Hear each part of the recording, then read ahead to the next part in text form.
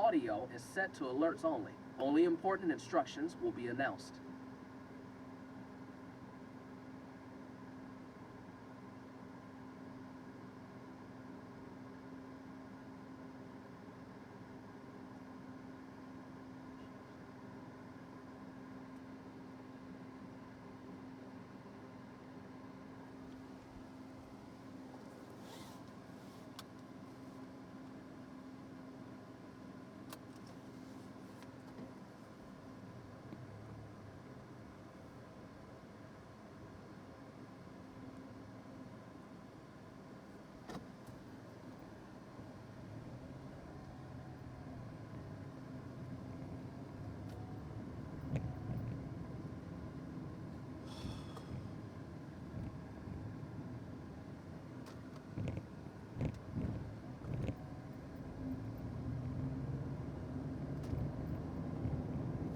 Xin chào. Hello. My name is Benedict Farm, and it's the first episode. I do that, and then I tell myself, hey, you are not gonna remember anything to talk about. You're gonna sit there in silence. You're gonna... Honestly, I don't know. In all honesty, I'm not sure what I'm speaking right now. Usually when I do this kind of recording, I tell myself that this is the equivalent of a video journal. I usually tend to sit there and just rambling on and on, end to end, about whatever the fuck is happening to my life. The equivalent of trauma dumping to a camera.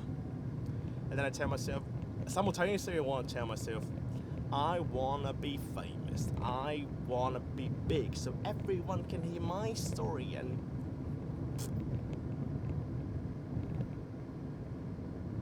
so I usually do this from a first person perspective, doing it for me. But the background of it is that I'm doing it technically for a third person perspective, which is for future writers out there who I hire to make this a TV show. You know what? The vast chances that this is not going to be a show. I'm not going to make it. Alright? So let's try something different, shall we? Let's flip the dynamic. I'm going to do this recording explicitly for a third person perspective, explicitly for an audience. But in truth, the implicit understanding is that this is, no one's gonna watch this. I mean it. No one's gonna watch this. Like, there's nothing inherently entertaining about a guy just sitting driving and just, I don't know, say about whatever, I guess. There's nothing inherently entertaining about it, right? So in that sense, but I mean, Sam so did it, I guess. Okay, sure, he's also very roided up too. I also knew him before he got roided up, which is a very funny story. We'll get to that sometime. But yeah. My thinking is that eventually this will become breadcrumbs for me in the future when I turn 40. I hope I'm okay then. I hope I'm okay. But yeah. So let's start with YouTube, shall we? Do you ever... How do I phrase this better? Did you ever just Mixed through your old hard drive, mixed with all of your old homeworks and old essays and pornographies that you haven't seen for the past 20 years, and you suddenly discovered a cassette tape, a mixtape that your younger self made for reasons unknown. It could be to send to a chick, it could be because he liked it, you don't know. But the very fact of the matter is that the mixtape is there. You start listening to it, and immediately that feeling of intense nostalgia that hits you like a brick, that hits you like a truck on an icy highway. It hits you to your face of how you were 22 years ago. And in a more somber sense, how that version of you no longer exists. I have that. It's called YouTube Music. Here's the backstory. Google Play Music was a thing. It's the equivalent of Google Plus, but somehow more cool. Think about that.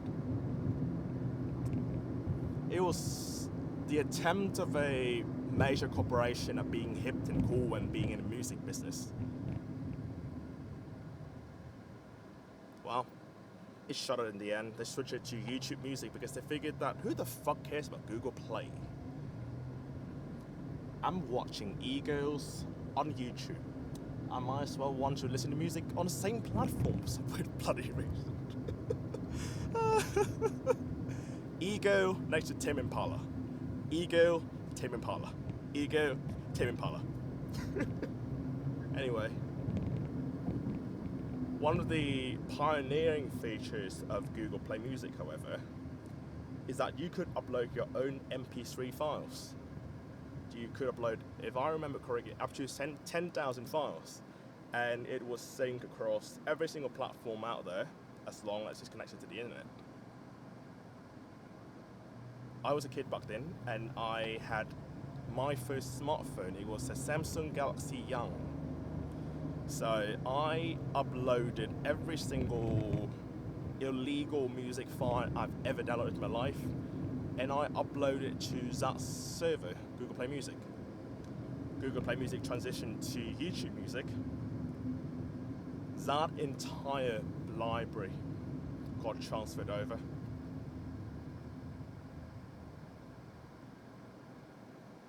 I haven't done anything to that. I didn't know that that even existed. I frankly did not know the existence of this music library. I just turned 24, and I spent 2 hours transcribing the actual MP3 songs into the actual song titles in Spotify. I'm trying to transcribe them to make a Spotify playlist. There was a song in there, More, Ooh La La, but I can't remember the name of the band anymore. It was an indie band from Minnesota. This song no longer exists anywhere but YouTube. No Spotify. The band defuncted years ago. There's no trace of this song on Apple Music, on Spotify, on Deezer. If your song's not on fucking Deezer, I can't believe Deezer's a thing. Anyway, but yeah. I took a listen to the song, and well, honestly, it's a mid song. It's a 6 out of 10. I'm a 6 out of 10. That's just shack, alright? But yeah, that song no longer exists. I dive into it further, and turns out that song was in a commercial for fruit flavored milk in Vietnam.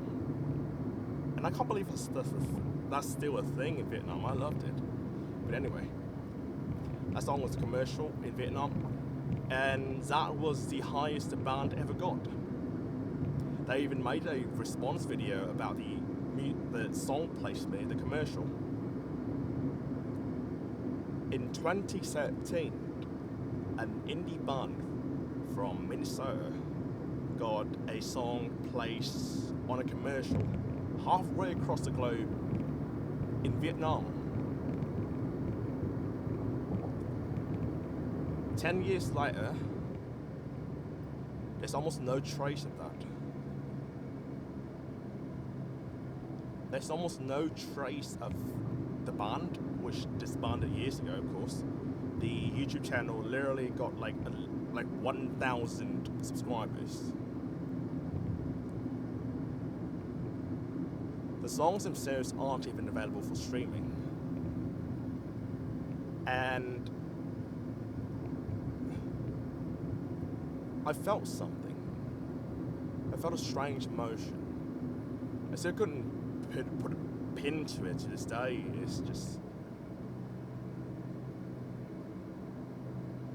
intense nostalgia and frankly dread for something that no longer exists. For something that is so close, and I mean it, so close to being lost media. I myself forgot about that too. And only after I dig through the equivalent of a digital attic. I can't pronounce that word, dear me. Only did I rediscover what the song was.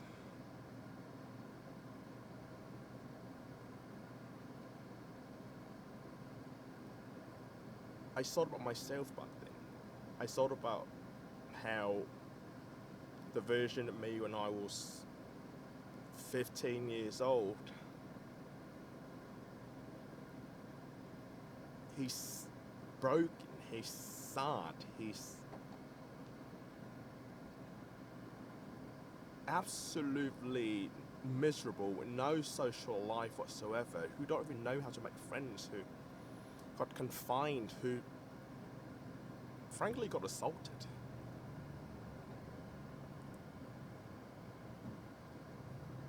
I can barely remember that kid. I could barely remember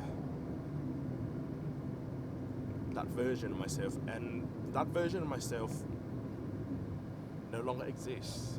And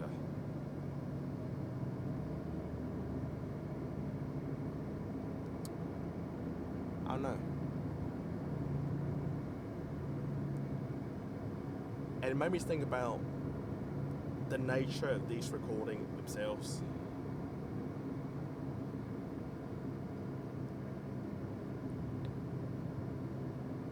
The nature that I simultaneously, I guess in a sense, doing these recordings are my way of trying desperately to be remembered, I guess. Because, I don't know, deep down I'm afraid that I'll be forgotten.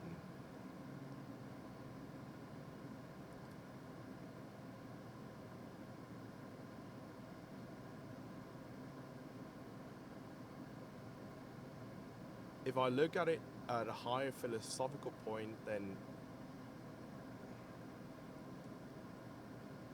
I recently discovered that the reason I tend to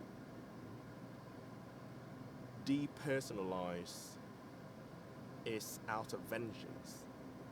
That if someone did me wrong, for example, someone crossed me, I would roll back to the TV show And the general line of thinking is, you cross me, I'm going to make it big. I'm going to film myself. I'm going to make a TV show out of it. And you're gonna see, in 20 years, you're gonna regret crossing me.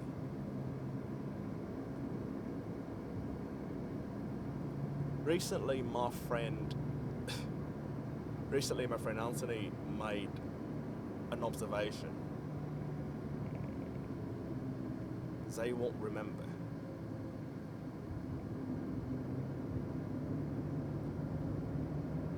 And in honesty, I won't remember either. In freshman year, there was a guy named Andy. Second semester, he has a buddy who has a house in, I can't remember what the area's name is. The point is that it's off campus and he was throwing a party. He was a freshman, so it's that. He invited everyone, specifically excluding me.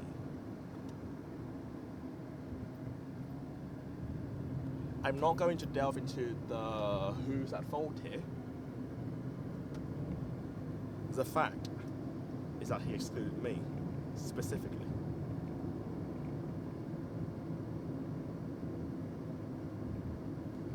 That night, I went on a hyperdrive. My mind went on hyperdrive with the TV show, and I keep thinking to myself, I'm gonna make it big. I am going to make it big. So in 30 years, you're going to see the TV show and you're going to regret crossing the Great Pendleton Farm. Because he turned out to be great and famous and whatever. The point is that in therapy, I can't remember his name. I struggled, genuinely struggled for about 3 seconds to remember what his name was.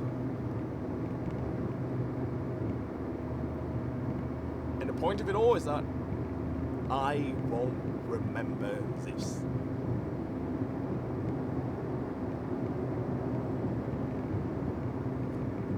I won't remember you crossing me. And I don't think you will remember crossing me either.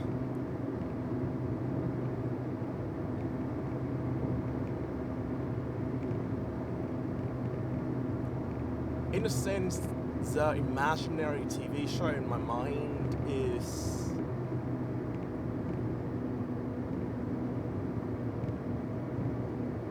it's this form of vengeance, simultaneously as a form of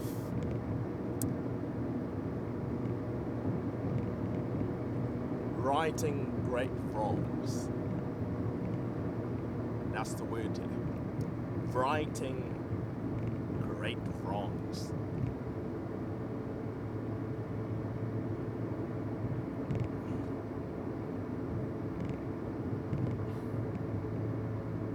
And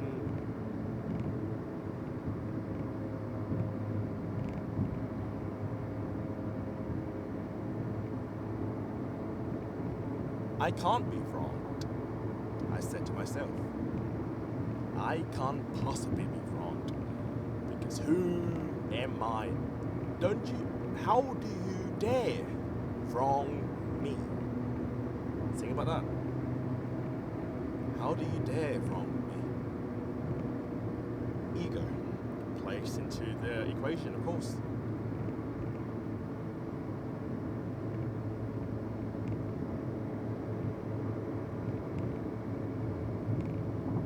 The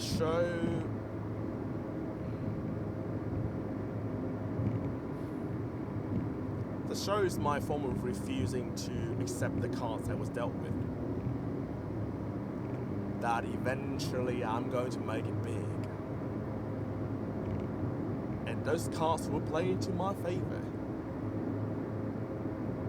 I guess the point of this exercise of me recording myself explicitly to a third person is a form of radical acceptance in itself. Is that You were wrong. And I'm so sorry that you were wrong. But there's nothing that you can do about it. There's sadly nothing that you can do about it.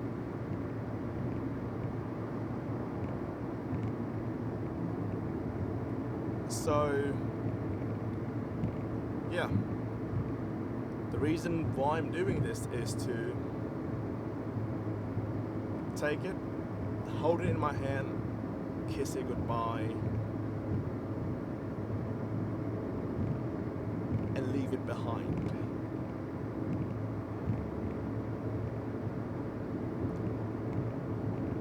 In a sense, I have to leave that 15-year-old child behind. I just kind of have to. I'm grieving for him, of course. At the same time, there's nothing that I could do to change what happened to him. There's nothing I can do.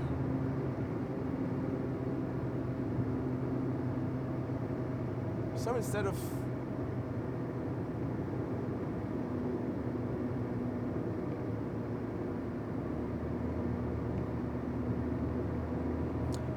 lying to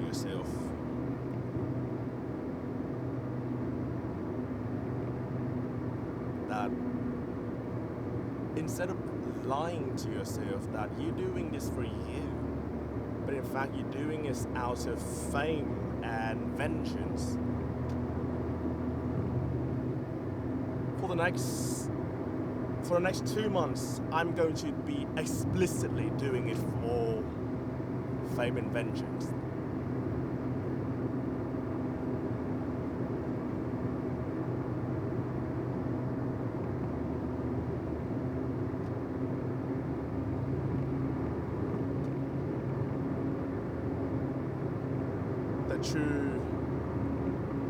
With the implicit understanding and the true meaning of it is for me. The true meaning of it is for me to let go. Radically accepting the hand I was dealt with and just not feel so shitty about it.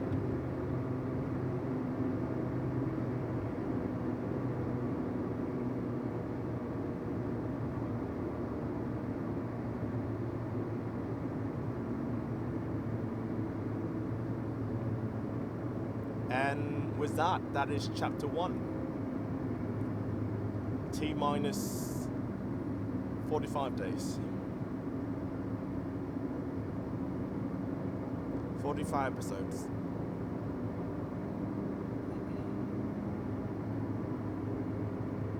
Actually, how many days left until September 1st? It's 56 days until then. 56, okay. 56 episodes.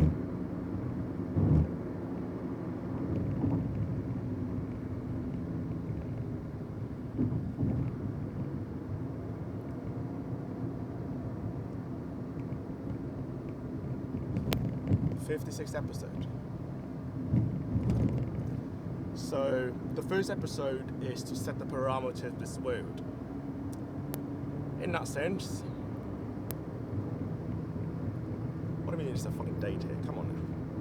Today is 2025, July 11th, the year of our Lord. My name is Penitent Vam Foxton. I am 24 years old. I am living in Cincinnati, Ohio. I'm currently driving on the I-74 south, legally east. It's like your government name, you know? You're technically going from fucking north to south, but to the government you're driving west to east. That's kind of funny, actually. Directions are like highways, government names. I don't know. You know what? I don't care if I'm entertaining, all right? Yeah, I'm doing it like explicitly for a third person, but again, there's nothing inherently entertaining about this. no one's gonna watch it, so it might as well be fun about that. Fuck it.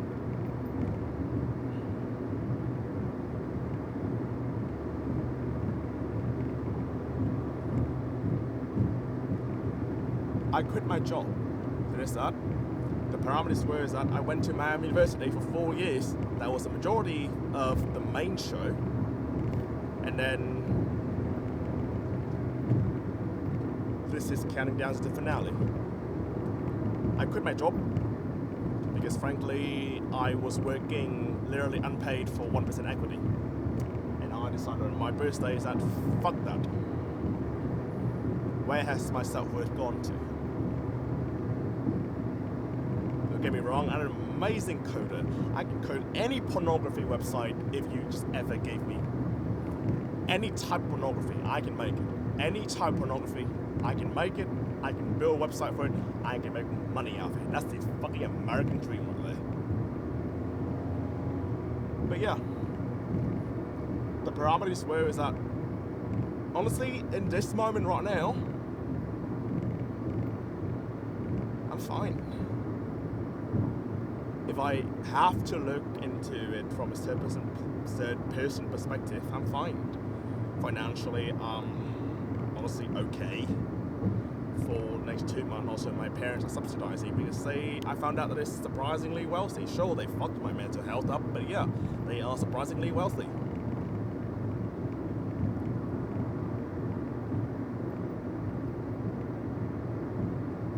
I have a nice apartment. I have a dog. I have a big, beautiful TV. So beautiful. Just 4K pornography. You can see every single pixel of that perky titties. Every pixel. You can just dive your eye right straight to it. My friend tried to lick a TV once. Okay, it's not pornography. It was ice cream and he was so high he literally tried to fucking lick a TV. But yeah. Going back though, I have a nice apartment, I have a car, as you can see right now. I'm driving. I have no debts in my name. I mean it, no student debt. I went here because they gave me a full ride. Also, the parameter this was that this is the introduction. I speak like this because I learned English by watching Doctor Who. That's not a fact. No one's gonna watch this, so that's not a fact. The real fact is that I wanted to sound bougie. I wanted to sound different. It's something to stand out. So I decided to actually learn an accent, and I mean it, I actually learned an accent, learning English.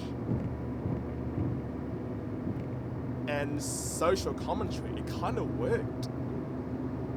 People treat me nicely when they heard the British accent. They generally do. It makes me sound more high class, it makes me sound like I'm not originally from here. It makes me sound more quote-unquote aristocrat. So yeah, a small piece of social commentary. It's like, yeah, I speak like this. I tell the story that I learned English by watching Doctor Who because it's the funniest thing, right? I mean, I tell sorority girls it all the time. I haven't spoken to a sorority girl. But yeah, I tell random people at the bar about that. Which, you know what, might have included sorority girls. Anyway, I tell random people at the bar that I learned English by watching Doctor Who because it's hilarious, don't get me wrong. It's a conversation starter and yeah, jokes and just fall into that.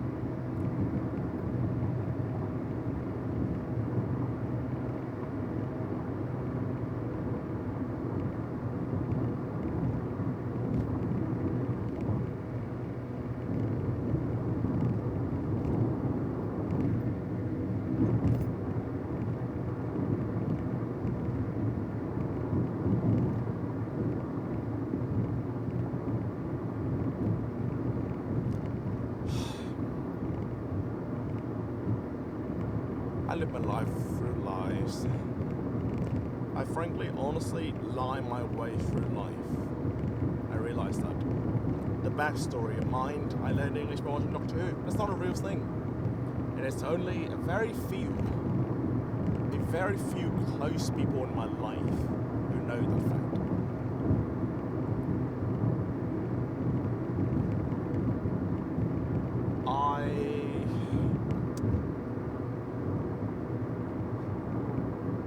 Said the kid was assaulted. You know what? The true fact is that he never was assaulted.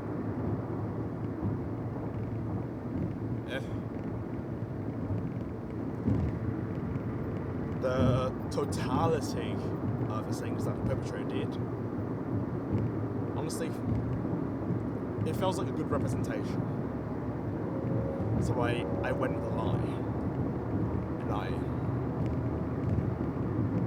And you know what? Accept it. How about that?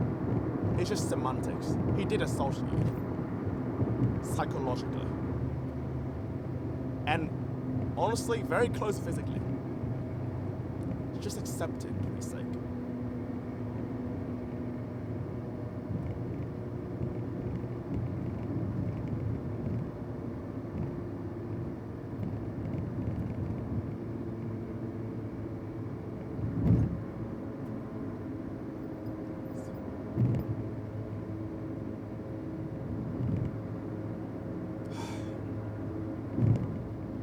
So yeah.